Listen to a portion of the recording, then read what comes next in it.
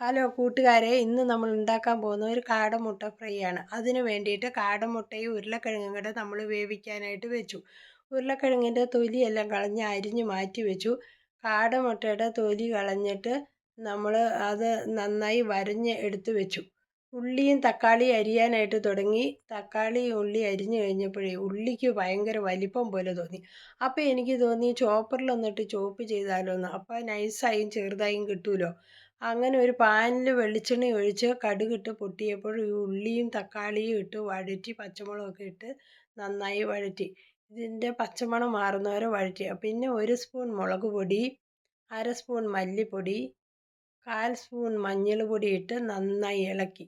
ഈ കുറച്ച് സമയം തക്കാളിയുടെയും പച്ചമുളകിൻ്റെയും ഉള്ളിയുടെയും ഒക്കെ പച്ചമണം മാറുന്നവരെ കുറച്ച് സമയം വഴറ്റിക്കൊണ്ടിരുന്നു.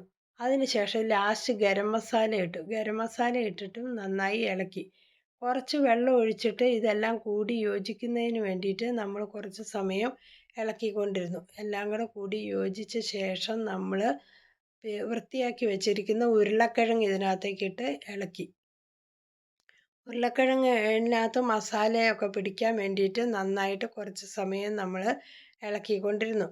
കോക്കനട്ട് മിൽക്ക് പിന്നെ കുറച്ച് 1 സ്പൂൺ എടുത്തിട്ട് നമ്മൾ കുറച്ച് വെള്ളം ഒഴിച്ച് കലക്കി അവിടെ മാറ്റി വെച്ചു.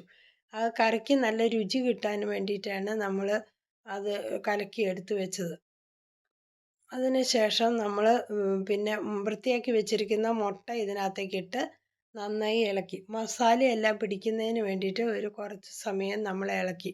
മല്ലിച്ചപ്പും കറിവേപ്പിലയും ഇട്ട് ഫിനിഷ് ചെയ്ത് നമ്മൾ അവിടെ എടുത്തു വെച്ചു. നിങ്ങൾക്ക് എല്ലാവർക്കും ഇത് ഇഷ്ടപ്പെട്ടെങ്കിൽ കമൻറ്റ് ചെയ്യാൻ മറക്കരുതേ.